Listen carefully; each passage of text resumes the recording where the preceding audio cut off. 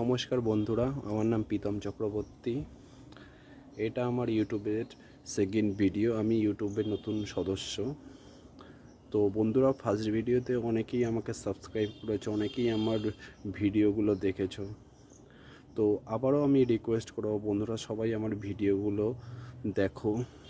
এখানে সব খেলা সংক্রান্ত সব কিছু ভিডিও পাবে, প্লাস খেলা সংক্রান্ত জিনিস আমি আপনাদের সবাইকে বলবো। খেলা সংক্রান্ত সব কিছুই আপনারা পাবেন এখানে।